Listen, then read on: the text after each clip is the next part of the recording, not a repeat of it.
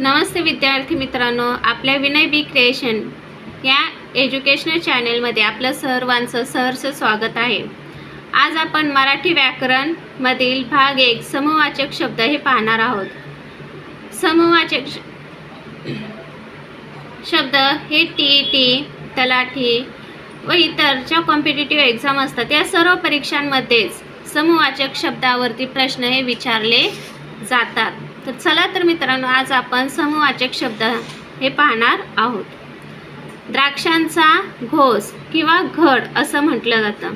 तारकांचा पुंज, जहाजांचा काफिला, विमानांचा ताफा, दुर्वांची जुडी, फुलांचा गुच्छ, फुलझाडांचा ताटवा, गवताची पेंडी, गंजी किंवा भारा हे तिन्ही शब्द वापरले जातात।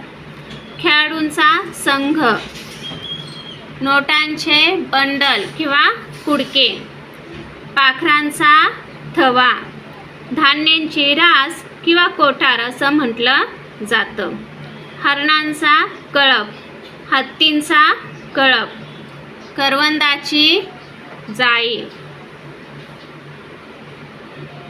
उंटांचा तांडा, पोळ्यांची किंवा भाकऱ्यांची चवड, मुलींचा घोळका, वारकऱ्यांची दिंडी। आता वारकऱ्यांची दिंडी हा शब्द सर्वांच्या परिचयाचा आहे। पोत्यांची थप्पी, सैन्यांची तुकडी, शिपायांची पलटण,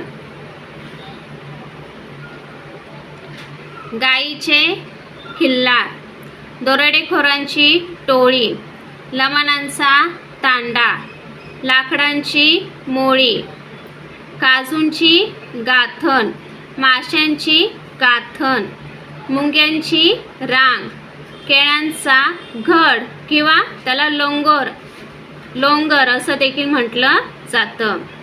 किल्ल्यांचा जुडगा, आंब्यांची झाडे त्याला राई किंवा आमराई असं देखील म्हटलं जातं।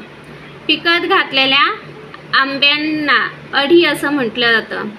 मडक्यांची उतरण, नाण्यांची चळत, पुस्तके व वह्या यांचा गठ्ठा, वर्तमानपत्रांचा गठ्ठा, विटांचा व मातीचा ढीग किंवा ढिगारा, भाजीची जुडी, वाद्यांचा वृंद, केसांची बट, भाताची लोंबी, गव्हाची ओंबी।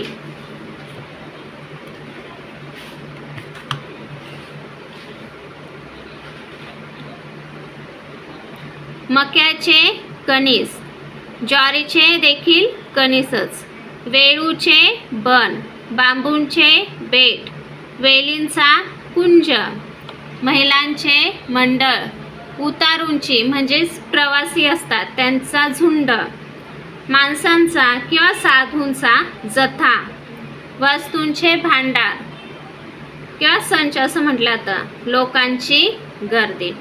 ठीक आहे, या ठिकाणी आज आपण समूहवाचक शब्द कोणकोणते आहेत व 53 शब्द आज आपण पाहिलेले आहेत। उद्याच्या भागात आपण पक्षी व प्राणी त्यांचे आवाज व घरे कोणती आहेत ते पाहणार आहोत।